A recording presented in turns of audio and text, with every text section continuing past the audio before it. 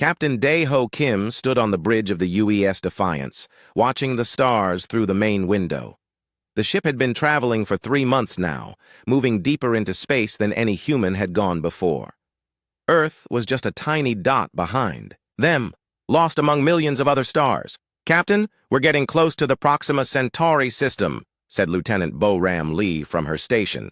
She was the ship's tactical officer, a young woman who had trained for years to be on this mission. "Should we start the scanning procedures?"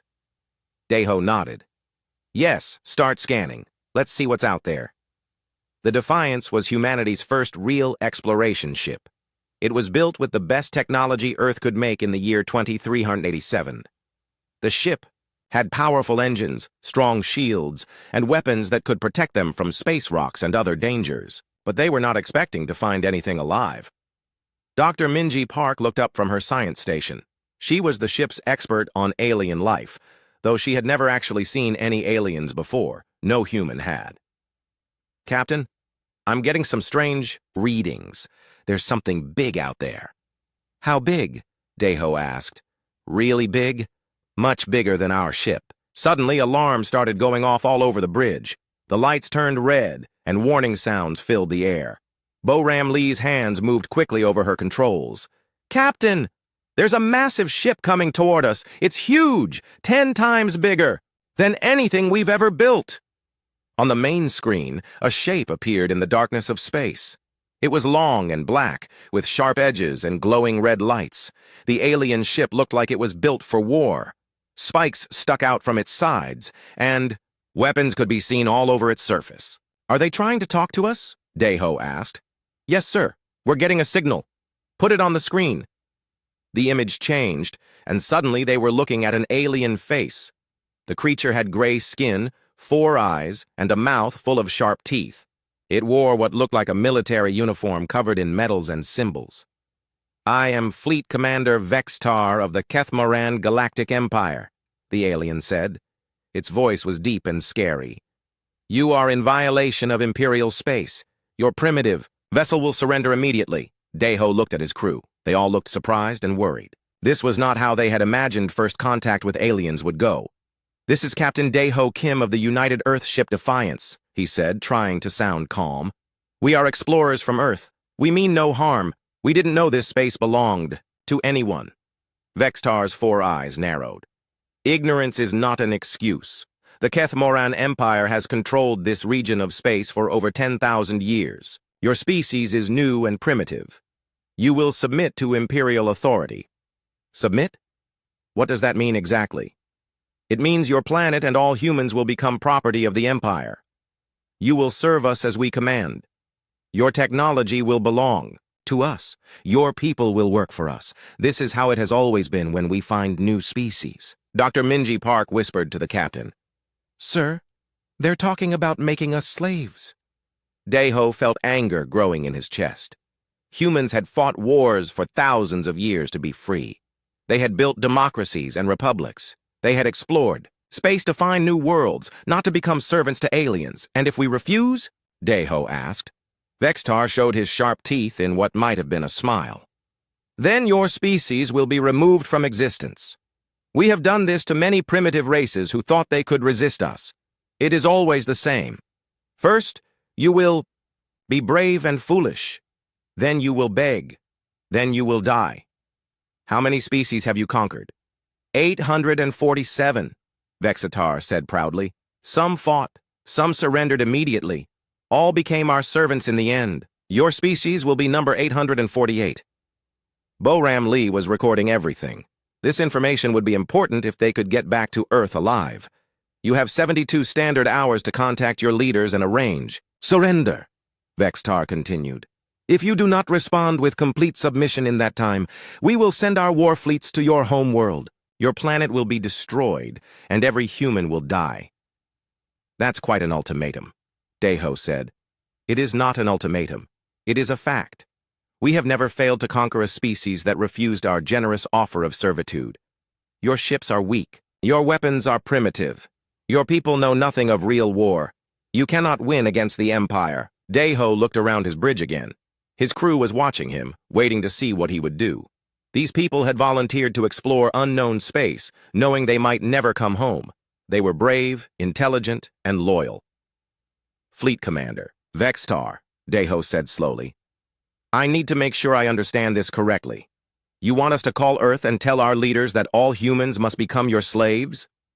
Correct. And if we don't agree, you'll destroy our planet and kill everyone we've ever known? Correct. Because you think we're too weak and primitive to stop you? It is not what I think. It is what I know.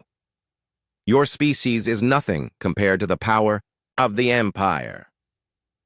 Deho was quiet for a moment. Then something unexpected happened. He started to smile. The smile became a chuckle. The chuckle became a laugh. Soon Deho was laughing so hard that tears came to his eyes. He held his stomach and tried to stop, but he couldn't. Every time he looked at Vexitar's confused face on the screen, he laughed even harder. What is the meaning of this display? Vexitar demanded. Deho wiped his eyes and tried to catch his breath. I'm sorry, Commander, it's just... That's the funniest thing I've heard in years. You find our power amusing? No. Your power might be real. What I find funny is that you think we'll just roll over and give up because you told us to. Vextar's 4 eyes became angry. You dare mock the Empire? I'm not mocking anything. I'm just amazed. You've never met humans before, have you? Your species is irrelevant. See, that's where you're wrong. Deho stood up from his captain's chair. Humans have been fighting each other for thousands of years. We've had wars that killed millions. We've fought with swords, guns, bombs, and weapons that could destroy entire cities. We've never backed down from a fight, even when the odds were impossible. Primitive conflicts between primitive beings. Maybe. But here's what you don't understand about humans, Commander. When someone threatens our families, our homes, our freedom, we don't surrender. We fight. And we keep fighting until either we win or we're all dead. Vextar was beginning to look less confident. You cannot defeat the Empire. It is impossible. Probably, Deho agreed. But we'll die trying. And, Commander, we'll make sure you remember the cost. You are fools, Deho grinned. Maybe we are, but we're fools who refuse to kneel. He turned to Boram Lee. Lieutenant, open a channel on all frequencies. I want this message to reach every ship, every station, every listening post between here and Earth. Channel open, sir. Deho looked directly at Vextar. Fleet Commander, you asked for our response to your ultimatum. Here it is. He paused, making sure his words would be clear and strong. You want Earth? Come and take it. The transmission ended, leaving Vextar staring at a blank screen. In the silence that followed, Boram Lee began plotting a course back to Earth at maximum speed. The war for humanity's freedom was about to begin. High Regent Morthak sat on his throne in the great council chamber of Zethkas, the capital world of the Kethmaran Empire. The throne room was massive, with walls that reached up so high they disappeared into shadows. Hundreds of alien species stood in neat rows, all wearing the collars that marked them as servants of the Empire. Morthak was old, even by Kethmaran standards. He had ruled the Empire for over 300 years, and in all that time, no species had ever dared to refuse surrender. His skin was darker than other Kethmorans, and scars covered his arms from ancient battles. 6 eyes, instead of the usual 4, marked him as one of the royal bloodline. Explain this to me again, Morthak said, his voice echoing through the chamber. General Klexavon stepped forward. He was younger than the High Regent, but still a powerful warrior. His uniform was covered with medals from 100 conquered worlds. High Regent, the humans refused our standard offer of servitude. Their captain laughed at Fleet Commander Vexitar. Laughed? Yes, my lord. And then they issued a challenge. They told us to come and take their world. Morthak's 6 eyes blinked slowly. In 3 centuries of rule, nothing like this had ever happened. Species usually begged for mercy when they saw the Empire's power. Some tried to negotiate, a few attempted to fight and were quickly destroyed, but none had ever laughed. Show me this recording, Morthak commanded. The great screen at the front of the chamber lit up, showing Captain Deho Kim's message. The assembled servants watched as the human captain refused the Empire's demands, and actually smiled while doing it. When the recording ended, the chamber was silent. "How many ships do these humans have?" Morthak asked. "Intelligence reports indicate they possess fewer than 100 vessels capable of interstellar travel," General Klexvon replied. "Most appear to be exploration or transport ships. We estimate no more than 20 are equipped for combat." 20 ships, Morthak repeated, "against our fleet of 12,000. Yes, my lord." "And their technology?" "Primitive, High Regent. They have only recently developed faster-than-light travel. Their weapons appear to be simple projectile systems and basic energy weapons. Nothing that could threaten our shields." Morthak stood up from his throne. He was very tall, even for his species, and when he stood, every servant in the room bowed lower. "Perhaps," he said slowly, "we have been too hasty. This species interests me." "My lord, in 847 conquests, no species has ever responded with such confidence. Either these humans are the most foolish race we have ever encountered, or they know something we do not." General Klexvon looked confused. "High Regent, surely you don't believe their 20 ships could threaten the Empire?" "No, General. But I am curious about their certainty. A species does not develop space travel by being completely stupid. Perhaps we should make them a more generous offer." "More generous, my lord?" Morthak began walking around the throne room. The servants moved carefully to stay out of his way. "We will offer them the status of a client species instead of full servitude. They may keep their government, their culture, their way of life. And in exchange, they will give us all their technology. They will provide us with 10% of their population as workers. They will allow us to build military bases on their worlds, and they will pay tribute of half their planet's resources each year." General Klexvon nodded. "That is indeed more generous than full conquest. Prepare a diplomatic mission. Send Ambassador Yelkara to deliver our new terms. But also prepare 200 warships to follow behind her. If they refuse this generous offer, we will demonstrate why no species defies the Empire." Meanwhile, on Earth, humanity was preparing for what might be their last war. The United Earth government had called an emergency session. Representatives from every nation sat in the Great Assembly Hall in Geneva. The recording from Captain Day-Ho, Kim had reached Earth 3 days ago, and since then, the planet had been in chaos. President Sarah Chen stood at the podium, addressing the assembly.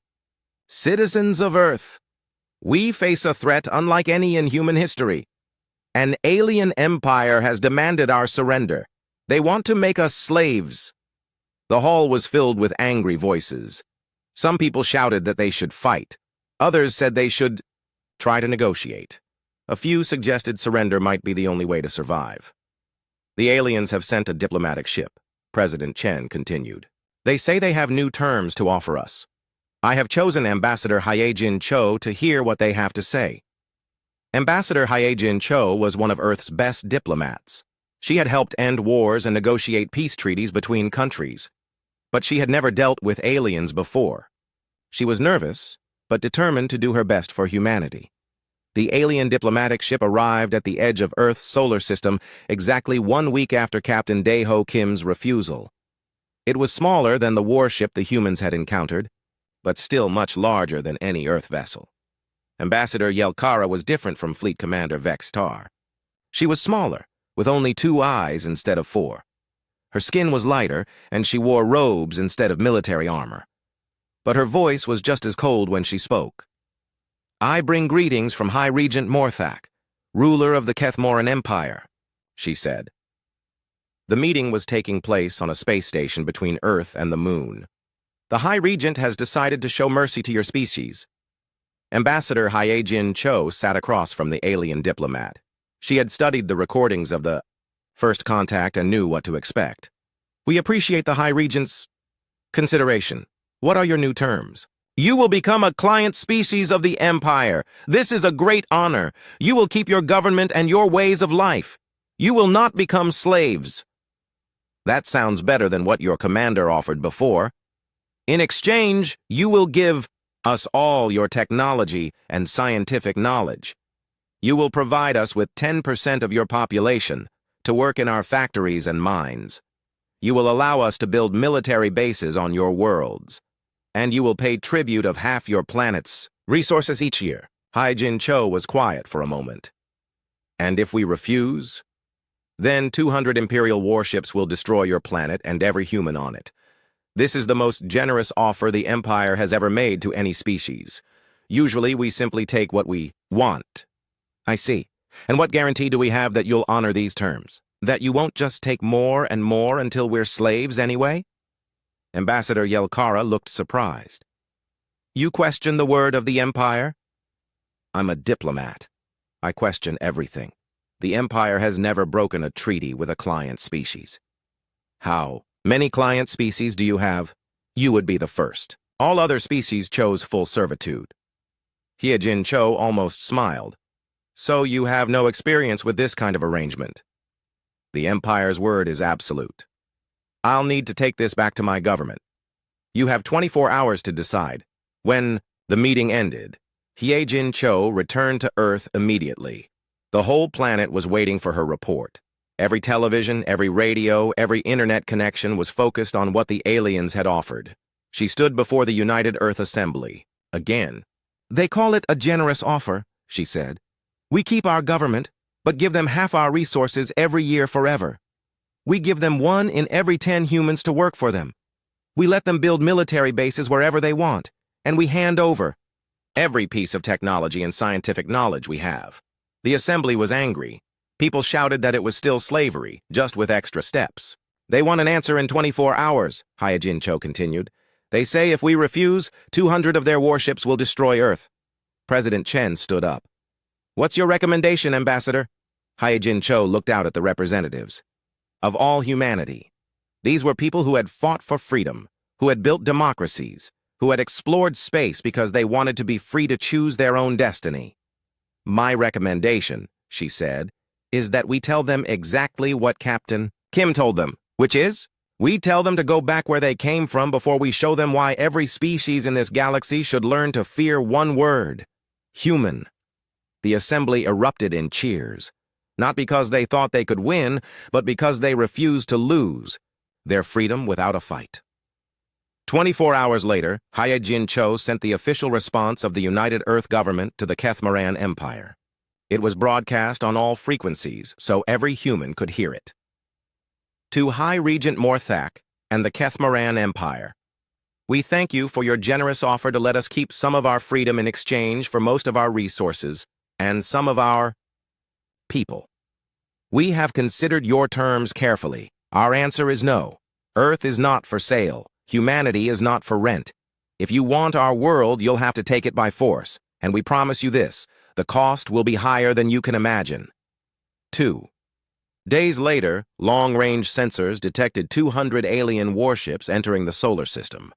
The war for Earth was about to begin. Captain Wu Jin Nam stood on the bridge of the UES Wolverine, watching the alien fleet approach through the asteroid belt. The 200 Kethmaran warships moved in perfect formation, their dark hulls blocking out the stars behind them. Each ship was massive, bristling with weapons that could destroy cities. Captain, they're moving through the belt like it's not even there, reported his tactical officer. Their shields are just pushing the asteroids aside.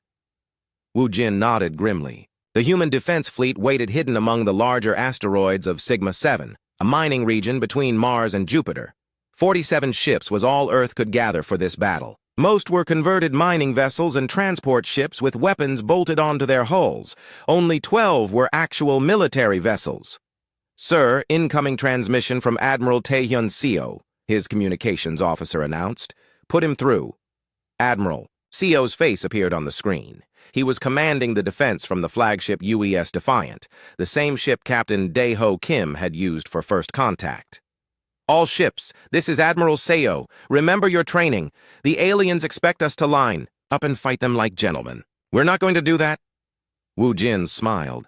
Humans had been fighting wars for thousands of years. They had learned that sometimes the best way to beat a stronger enemy was to cheat. The alien formation is perfect for their kind of warfare, Admiral. Seo continued. They expect us to come at them head-on so they can use their superior firepower. Instead, we're going to hit them from every direction at once. Use the asteroids. Use the mining charges. Use whatever works. Make them pay for every meter of space. The alien fleet was getting closer. Their ships were so large that even the biggest asteroids looked like pebbles next to them. Engineering, how are those modifications coming? Wu Jin asked. Engineer Su-Young Yang's voice came through the ship's speakers. Almost done, Captain. We've rigged every mining charge in the belt to blow on your command. The aliens won't expect the rocks themselves to explode. The plan was simple, but dangerous. Humans had been mining the asteroid belt for 50 years. They had left thousands of drilling charges throughout the rocks, ready to break apart asteroids for valuable metals. Now those same charges would become weapons. Captain, the alien fleet commander is trying to contact us. The communications officer reported. Let's hear what he has to say. The main screen showed a Keth Moran officer in elaborate armor. His four eyes looked confident and bored, like this battle was just another easy victory for the Empire. I am Fleet Admiral Krexthor of the Imperial Conquest Force, the alien said. Human vessels, you are outgunned and outnumbered. Surrender, now, and your deaths will be quick. This is Captain Wu Jin Nam of the Earth Defense Force, Wu Jin replied. We appreciate your concern for our welfare, Admiral, but we'll have to decline your generous offer. You face 200 Imperial warships with your pitiful fleet of mining vessels and cargo ships. You cannot win. You're probably right, but we're going to try anyway. Admiral Krexthor looked puzzled. Why do you choose to die uselessly? Your resistance serves no purpose. Maybe not, Wu Jin said, but it'll make us feel better. Humans are clearly an insane species. That's what makes us dangerous. The transmission ended. Admiral Krexthor gave orders to his fleet, and the alien ships began to spread out into attack formation. They moved slowly and carefully, their massive weapons turning toward the hidden human ships. All ships, this is Admiral Seo, came the voice from the flagship. Wait for my signal. Remember, hit fast and hit hard, then get out before they can target you. Wu Jin watched the alien fleet move into the asteroid field. The Kethmaran ships were impressive, but they were also huge and slow. Their commanders had probably never fought an enemy that used guerrilla tactics. Captain, we have firing solutions on 3 enemy vessels, his tactical officer reported. Hold your fire. Wait for the Admiral's signal. The alien ships moved deeper, into the belt. They were close enough now that Wu Jin could see details on their hulls. Weapon ports, sensor arrays, shield generators. Engineer Yang had studied the recordings from the first contact and identified weak points. All ships, this is Admiral Seo. Light them up. Suddenly, the asteroid belt exploded into chaos. Human ships burst out of hiding spots behind rocks and began firing everything they had. But more importantly, the asteroids themselves began to explode. Engineer Yang triggered the mining charges all at once. Thousands of rock fragments, some as big as buildings, smashed into the alien ships at incredible speed. The perfect Imperial formation was suddenly filled with flying debris and explosions. Direct hit on enemy cruiser, Wu Jin's tactical officer shouted. Their shields are down! Fire everything at that ship, Wu Jin ordered. The Wolverine and 2 other human vessels concentrated their fire on the damaged alien cruiser. Laser beams and missile strikes hammered its hull until it exploded. In a brilliant flash, first kill, someone shouted over the communications channel. But the aliens were already fighting back. Their remaining ships began firing massive energy beams that could cut through asteroids like butter. One human ship, the converted freighter New Horizon, took a direct hit and was destroyed instantly. This is Captain Min-Su Lee on the Ranger, came a voice over the radio. I'm making a run at their flagship. Negative, Ranger. Fall back and regroup. Sorry, Admiral. I've got a clear shot. Wu Jin watched as the small human ship dove toward the massive alien flagship, firing everything it had. The alien ship's defensive guns tried to track the fast-moving target, but Captain Lee was using the asteroids as cover, weaving between rocks that would have crushed his ship if he made one wrong move. The Ranger launched every missile it carried at the alien flagship's command tower. Most were shot down, but 3 got through. The explosions lit up the alien ship's bridge. Got their command center, Captain Lee reported. The flagship is... His transmission was cut off as enemy fire finally caught the Ranger. The little ship disappeared in a ball of fire, but the damage was done. The alien flagship was listing to one side, its command systems damaged. The perfect Imperial formation was falling apart. All ships, pattern 7, Admiral Seo ordered. The human ships scattered in all directions, each one heading for a different asteroid to hide behind. The aliens tried to follow, but their ships were too big to maneuver quickly in the crowded asteroid field. Engineering? Status on the special packages? Wu Jin asked. Ready to deploy, Captain, Engineer Yang replied. The special packages were another surprise for the aliens. Human miners had learned how to guide asteroids using small rocket boosters, moving rocks to where they wanted them. Now those same systems were being used to turn asteroids into weapons. Deploy packages on my mark, Admiral Seo commanded. 3, 2, 1. Mark. All around the alien fleet, asteroids began to move. Rocks the size of skyscrapers suddenly had engines and were accelerating toward the Imperial ships. The aliens had powerful shields, but they were designed to stop energy weapons and missiles, not million-ton rocks moving at high speed. The first asteroid slammed into an alien destroyer with the force of a nuclear bomb. The ship's shields collapsed, and the impact tore its hull in half. 2 more asteroids hit a cruiser from different angles, crushing it like an empty can. By the Emperor, came a transmission from one of the alien ships. How are they doing this? All ships, focus fire on the asteroids, Admiral Krexthor ordered. Destroy them before they reach us. But there were too many rocks and not enough alien guns. The humans had turned the entire asteroid belt into a weapon. Every rock was a potential missile. Every piece of debris was shrapnel waiting to happen. The battle raged for 3 hours. Human ships would dart out from behind asteroids, fire everything they had, then disappear again before the aliens could respond. The slower Imperial vessels tried to maintain formation, but they were being hit from all sides. Captain, we've lost 18 ships, Admiral Krexthor reported to his superiors. The humans are using tactics we've never encountered before. 18 ships, came the shocked reply from the Imperial command. Against 47 primitive vessels? They're turning the environment against us. Every asteroid is a weapon. Every piece of space debris is a threat. We can't maintain formation in this chaos. On the human side, casualties were mounting too. The UES Wolverine had taken damage to its engines, and 3 other ships had been destroyed. But they were giving as good as they got. This is the Soul's revenge, came a transmission from Captain Park Hyun-woo. I'm going to ram that cruiser. My engines are dead anyway. Negative, Soul's revenge. Abandon ship and let us pick you up. No time, Admiral. Tell my family I died fighting. The damaged human ship accelerated toward an alien cruiser, its remaining crew escaping in life pods. The collision destroyed both vessels in a spectacular explosion. As the battle continued, something unexpected began to happen. The alien ships started to retreat. These were warriors who had conquered 800 worlds, but they had never faced an enemy like this. Admiral Krexthor to all ships, came the transmission. Fall back to minimum safe distance. We need to regroup.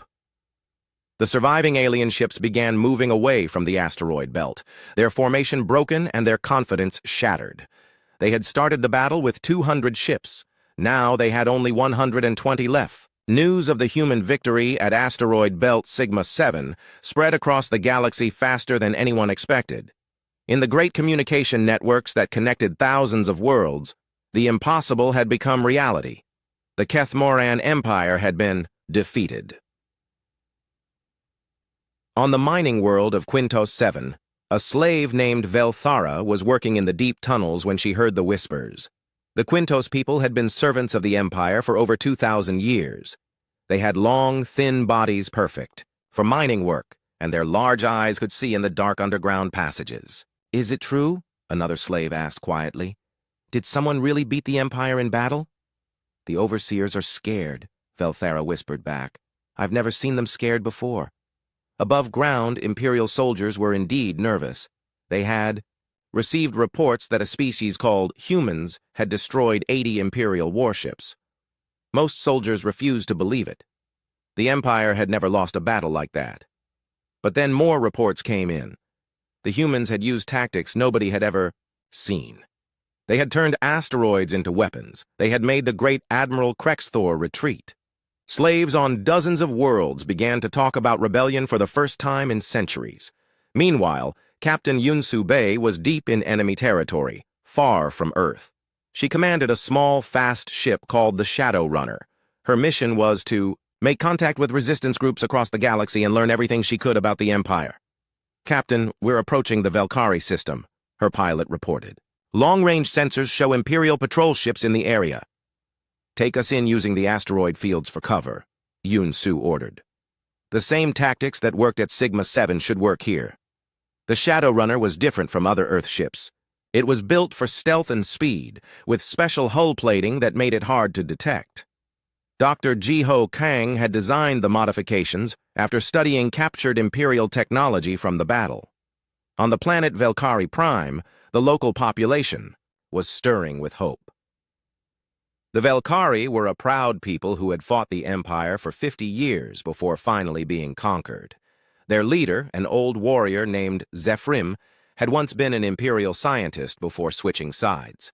"The humans did something we thought was impossible," Zephyrim told a secret meeting of resistance leaders. "They made the Empire afraid." "But they're just one world," another leader protested. "How can they help us?" "It's not about their numbers," Zephyrim explained. "It's about what they represent. For the first time in 1,000 years, someone said no to the Empire and lived to tell about it." Captain Yun-Su had been listening to these conversations from orbit. Her ship's sensors could pick up communications from the planet's surface. When she heard about the resistance meeting, she decided to make contact. That night, a small landing craft descended from the Shadow Runner and touched down near the resistance base. Yun-Su stepped out, wearing a simple uniform with no visible weapons. She wanted to show these people that humans came in peace. "Who are you?" demanded a Valkyrie guard.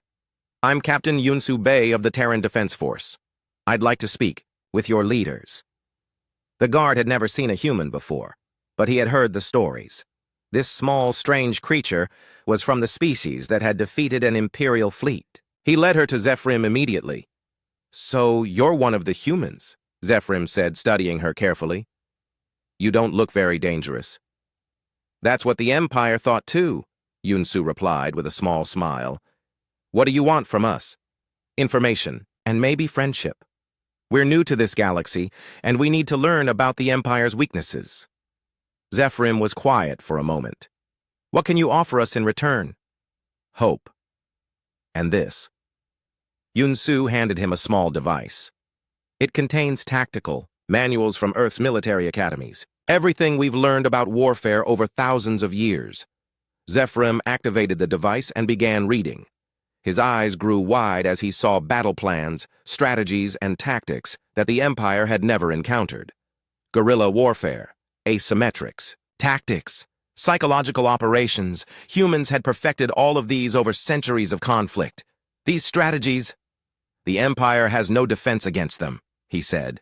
"That's the idea. We can't give you ships or weapons, but we can give you knowledge. Share these with other resistance groups. Teach them how to fight like humans." Within weeks, copies of the human tactical manuals were spreading across the galaxy. Resistance. Groups that had been hiding for decades suddenly had new hope. On 23 different worlds, slave populations began organizing for rebellion. The Empire noticed the changes immediately. On the industrial world of Teknar, production in the slave factories dropped by 30% as workers began sabotaging equipment. On the agricultural planet, Yexandra, crop yields fell as farmers destroyed their own fields rather than feed their oppressors. High Regent Morthak called an emergency council meeting on Zethkas. The great throne room was filled with angry Imperial officers demanding action. "The humans have infected the galaxy with rebellion," General Klexvon reported. 23 systems have declared independence. Slave populations are rioting. Our supply lines are being attacked. "How many ships have we lost to these attacks?" Morthak demanded. "Over 400 vessels in the past month. Small attacks, hit-and-run raids, sabotage. The rebels are using tactics we've never seen before." Morthak's 6 eyes blazed with anger. "These humans have taught our slaves to fight like them." "What are your orders, High Regent?" "Crush the rebellions. All of them. Show the galaxy what happens when species defy the Empire." But crushing the rebellions was easier said than done. The rebels had learned from the humans. They didn't fight pitched battles they couldn't win. Instead, they hit Imperial supply convoys and disappeared. They sabotaged equipment and vanished before security forces could respond. They used the Empire's own size against it. On Earth, Dr. Ji-Ho Kang was working around the clock in his laboratory. The captured Imperial technology from the asteroid battle had revealed surprising weaknesses in the Empire's systems. "Admiral Seo, you need to see this," he called out as the Admiral visited the research facility. "What have you found, Doctor?" "The Empire's technology is powerful, but it's not adaptable. Look at this." Dr. Kang showed him a holographic display of an Imperial weapon system. Their energy weapons work on a fixed frequency. Once you know the frequency, you can tune your shields to deflect them. Can we do that? We're already doing it. I've developed shield modifications for our entire fleet. But more importantly, I've found something else. The Empire has been using the same basic technology for thousands of years. They don't innovate because they've never needed to. What does that mean for us? It means they're not prepared for rapid technological change. We can adapt faster than they can respond. Admiral Seo nodded grimly. How long before they send a larger fleet to Earth? Intelligence suggests they're massing forces in the Kethtar system, at least 500 ships, possibly more. Then we need to be ready. Back in the Resistance networks, Captain Yun Su was meeting with leaders from dozens of species. The secret base on Velkari Prime had become a center for coordinating rebel activities across the galaxy. "The humans have given us more than tactical knowledge," Velthara reported. She had escaped from the mines and become a leader of the Quintos rebellion. "They've given us something we had forgotten, the belief that we can win." "The Empire is getting desperate," added Zephyrim. "They're pulling ships from border systems to deal with the rebellions. That weakens their overall position." "What about Earth?" asked another resistance leader. "Can the humans survive the next Imperial attack?" Yunsu was honest. "I don't know. We're outnumbered and outgunned. But we have advantages they don't expect.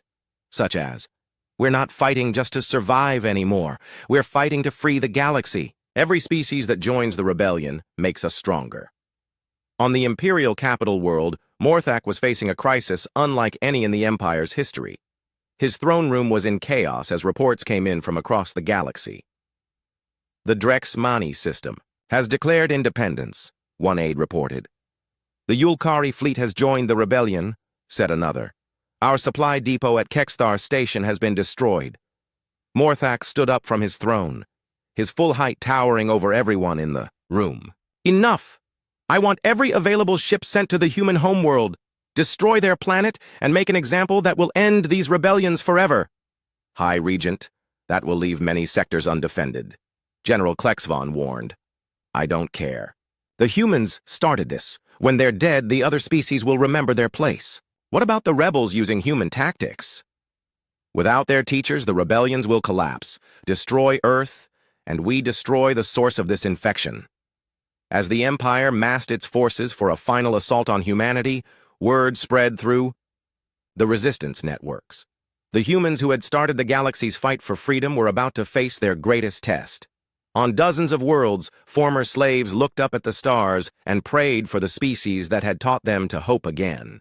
They knew they couldn't help in the coming battle, but they could honor the humans' sacrifice by continuing the fight for freedom. The Empire was about to learn that some ideas are too powerful to destroy. The concept of freedom, once planted, grows in the darkness until it becomes unstoppable. Earth would face the Empire's full fury alone. The massive Imperial battle station emerged from hyperspace at the edge of Earth's solar system, like a small moon made of metal and death. It was called the World Ender, and it had destroyed 17 planets in the Empire's long history. General Klexvon stood on its command bridge, watching Earth appear on the main screen like a tiny blue dot. "All systems report ready, General," his aide announced.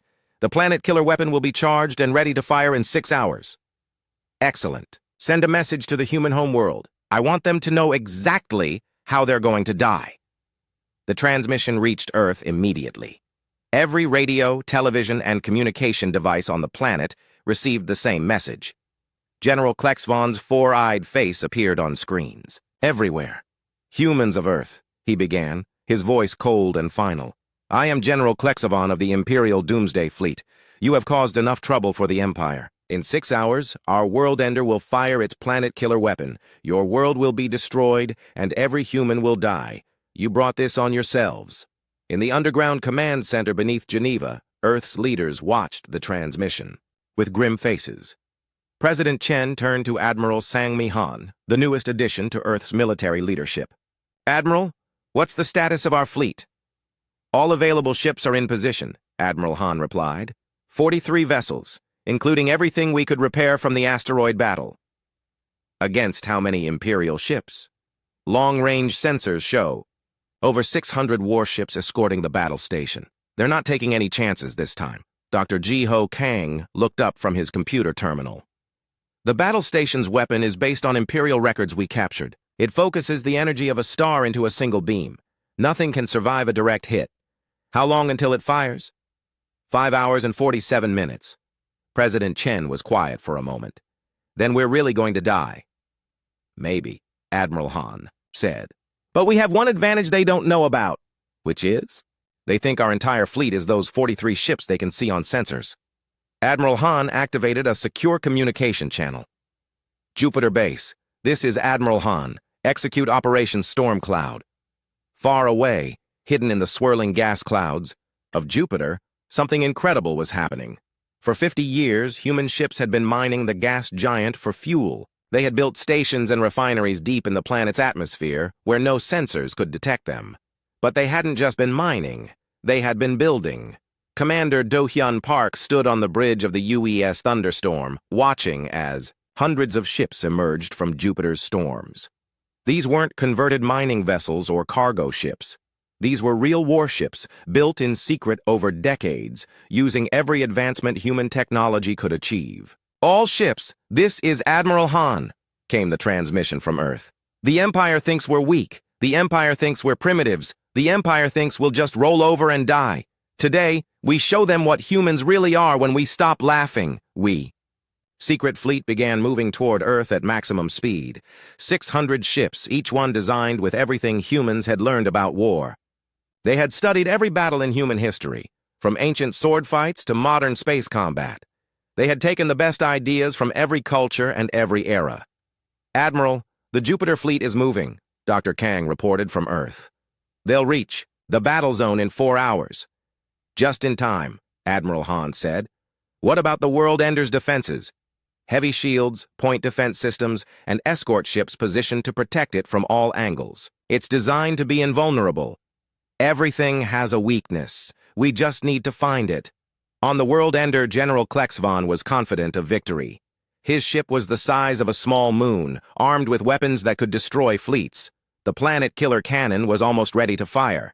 General, we're detecting some kind of movement from the gas giant, a sensor operator reported. Probably mining ships trying to escape. Ignore them. Sir, there are a lot of them. Sensors are showing over 500 contacts. General Klexvon frowned. Intelligence reports said the humans had fewer than 100 ships total. Put it on the main screen. The display showed Jupiter and the surrounding space. Emerging from the planet's swirling clouds were ship after ship after ship. They were bigger than the human vessels the Empire had fought before, and they moved with military precision. Where did they come from? General Klexvon demanded.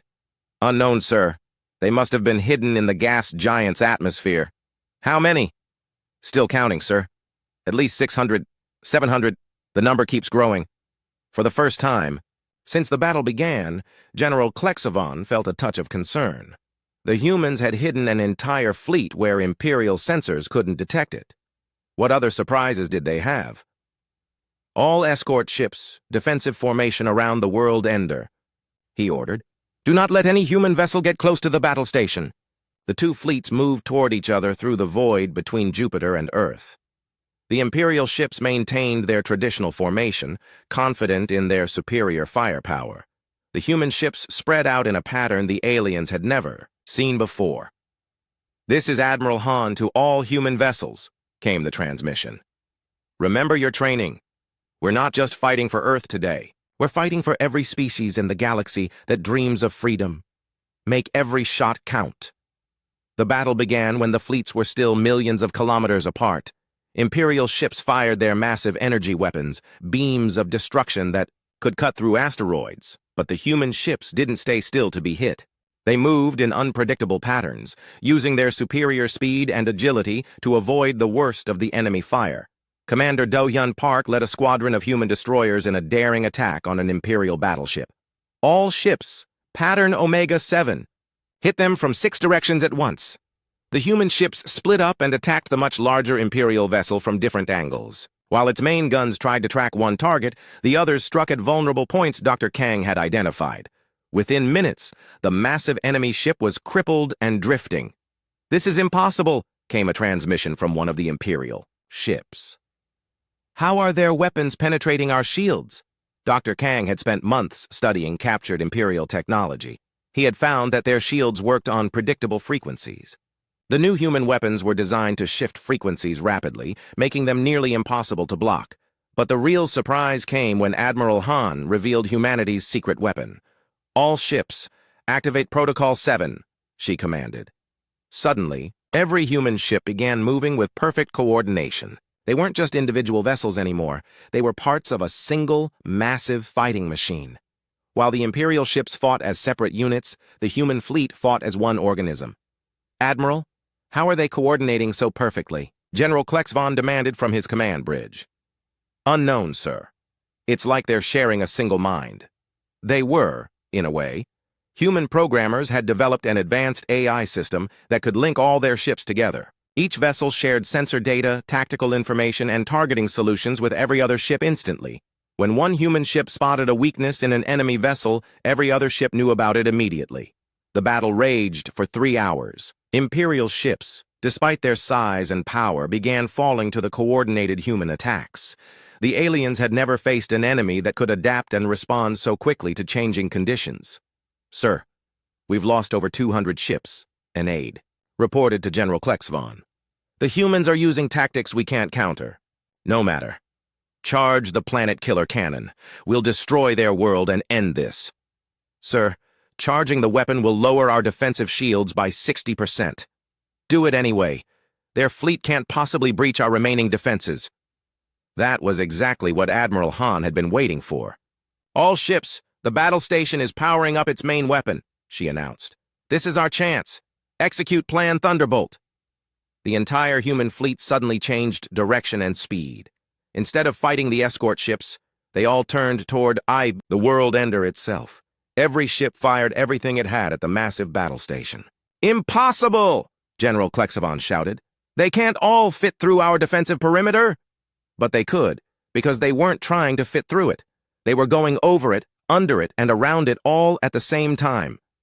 Human ships came from every direction, their weapons focused on a single target Dr. Kang had identified, the planet killer cannon itself. "Sir, they're targeting the main weapon," someone shouted. "Raise defensive shields." "We can't, sir. The cannon is still charging." Commander Do-hyun Park led the final assault. His ship, the Thunderstorm, dove directly at the world ender's main gun while dozens of other human vessels provided covering fire. "This is for every species you've enslaved," he said as he fired every weapon his ship had directly into the cannon's focusing array. The explosion that followed lit up space for millions of kilometers. The world ender's planet killer weapon didn't just malfunction. It exploded, taking half the battle station with it. General Klexvon was thrown to the floor of his command bridge as his ship shook apart around him. Through the smoke and sparks, he could see human ships swarming over the remains of his fleet. "All ships, retreat," he ordered. "Fall back to Imperial space." "Sir, most of our ships are destroyed. The humans have won." As the surviving imp. 6 months after the destruction of the world ender, the galaxy was a very different place. Captain Haewon Im stood on the observation deck of the UES Liberation, watching as former Imperial slaves worked alongside human engineers to rebuild the capital world that had once been called Zethkaz. Now it was called New Terra Nova, and it was the headquarters of something the galaxy had never seen before. A free government. "Captain, President Lee is ready for you," her aide announced. Haewon made her way to the conference room where President Kyung-Soo Lee was meeting with representatives from dozens of species. The former slave races were now free citizens, working together to build a new kind of galactic civilization. "Ah, Captain Im," President Lee said as she entered. Perfect. Timing? We were just discussing the integration of the former Imperial worlds. Around the table sat beings that would have been unthinkable as equals just months ago. Velthara represented the Quintos mining worlds. Zephyrim spoke for the Velkari systems. Even some former Kethmoran citizens who had renounced the Empire were present. How are the integration efforts going? Heywan asked. Better than expected, replied Dr. Yonseo Kim, who had become the director of cultural exchange. Most species are eager to participate in democratic government. They've been slaves for so long that freedom feels like a gift. What about the former imperial military? That's more complicated, President Lee admitted. Many imperial officers have surrendered and asked for amnesty. Others are still fighting from hidden bases. General Klexvon escaped after the battle and is trying to rebuild imperial forces. Heywan nodded. The war wasn't completely over, but the Empire as a galaxy-spanning force was finished. Most Imperial worlds had either joined the new Terran Federation or declared independence. What about High Regent Morthak? Dead, Velthara said simply. His own bodyguards killed him when they learned he was planning to destroy inhabited worlds rather than lose them to the rebellion. The news didn't surprise anyone. The Empire had been built on fear and oppression. When that fear was broken, the entire system collapsed. Captain M, we need you to oversee the trial preparations, President Lee said. The War Crimes Tribunal will begin next week. Heywan had been dreading this responsibility. Hundreds of Imperial officers and officials were being tried for crimes against the various species they had enslaved. It was necessary for justice, but it was also a reminder of how much suffering the Empire had caused. Have we decided on the location? Right here, in the former Imperial throne room. Dr. Kim thought it would be symbolic. Dr. Yonseo. Kim smiled sadly. The room where so many species were sentenced to slavery will now be where their oppressors face justice. As the meeting continued, Heywan's thoughts drifted to the incredible changes of the past 6 months. The Terran Federation now included over 300 star systems and 1,200 different species. Each member world had equal representation in the new Galactic Congress, regardless of size or technological development. It wasn't always easy. Species that had been enemies for thousands of years now had to work together. Different cultures had different ideas about law, government, and justice, but somehow it was working. Captain, there's something else we need to discuss, President Lee said. The military situation. What about it? We need to decide what kind of military the Federation should have. Right now, we have human ships protecting dozens of worlds. That can't continue forever. Heywan understood the problem. Human technology had given them an advantage in the war against the Empire, but maintaining a purely human military would make other species feel like they were just trading one set of masters for another. What are you proposing? A truly integrated defense force. Ships crewed by mixed species using the best technology and tactics from every member world. Dr. Kim added, We've already started sharing human military knowledge with other species. The results are impressive. The Velkari have adapted our guerrilla tactics to their mountain warfare traditions. The Quintos have developed new mining techniques that work as weapons. And the former Imperial species? Many want to join the Federation military to make up for what their people did under the Empire, Velthara said. They bring knowledge of Imperial technology and tactics that could be useful if Klexvon tries to rebuild. Over the following weeks, Heywan watched as the War Crimes Tribunal proceeded. The former Imperial throne room had been converted into a courtroom, with representatives from every species serving as judges. It was the first time in galactic history that war criminals were being tried by their victims. Some of the testimony was hard to hear. Former slaves described centuries of oppression, forced labor, and casual murder by Imperial overseers. Entire species had been nearly driven to extinction for the Empire's convenience. But there were also stories of hope. Zephyrim testified about how human tactical manuals had inspired resistance movements across the galaxy. Former Imperial scientists spoke about secretly helping slaves and undermining their own government.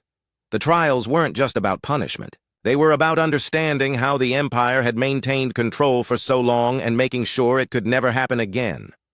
The Empire survived because it made resistance seem impossible, Dr. Kim explained in her testimony.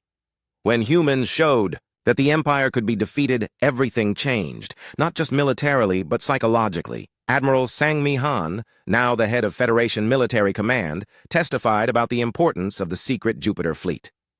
We spent 50 years preparing for this war, not because we wanted to fight, but because we understood that freedom is never free.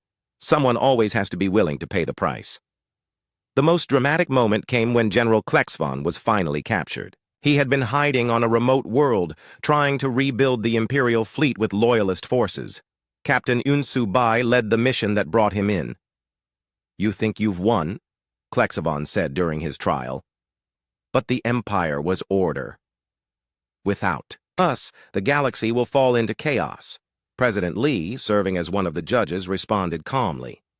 "General, you're right that maintaining order across the galaxy is difficult. But order based on slavery and fear isn't really order at all.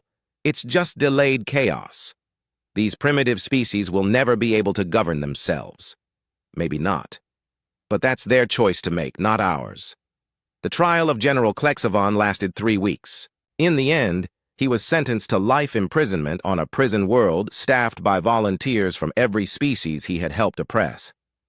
As the formal trials ended, work began on the most important project of all, writing a new galactic constitution. Representatives from every member species worked together to create a document that would protect the rights of all citizens while preventing any one group from dominating others. The Constitution included provisions that would have seemed impossible. Under the Empire, every species had the right to self-determination. No world could be invaded or controlled without the consent of its people. Military force could only be used for defense, never conquest. Most importantly, the Constitution included something called the Human Clause. It stated that any species had the right to refuse demands from more powerful neighbors, no matter how reasonable those demands might seem. If someone told you to surrender your freedom, you had the right to laugh and fight back. "It's named after us, but it really belongs to everyone," Admiral Han explained during the ratification ceremony. "Every species deserves the right to determine its own destiny." The ceremony took place in the same room where High Regent Morthak had once demanded the submission of hundreds of species. Now, representatives from those same species were signing a document that guaranteed their freedom forever.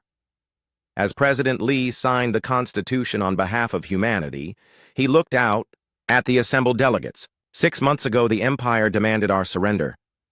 We laughed because we couldn't believe anyone would be arrogant enough to think they owned us. Today, we're still laughing, but for a different reason. We're laughing because we're free. And so is everyone else. The signing was broadcast across the galaxy. On 1,000 worlds, former slaves celebrated their new freedom. Children who had been born into servitude would grow up as free citizens of the Terran Federation. But the best moment came at the very end of the ceremony. Captain Daeho Kim, the man who had first laughed at the Empire's demands, was given the honor of making the final speech. "When I first met Fleet Commander Vex's Tar, he told me that resistance was futile," Daeho said. "He was wrong. Resistance isn't futile. Resistance is human. And now, thanks to all of you, resistance is galactic." He paused and looked around the room, meeting the eyes of representatives from hundreds of different species. The Empire thought they could make us kneel by threatening us with death. They didn't understand that some things are worth dying for. Freedom is worth dying for. The right to choose your own path is worth dying for. The right to laugh when someone tells you to surrender, that's worth dying for. The room erupted in cheers from hundreds of different species, each celebrating in their own way. Some roared, some whistled. Some made sounds humans had never heard before. But they were all expressing the same thing: joy at being free.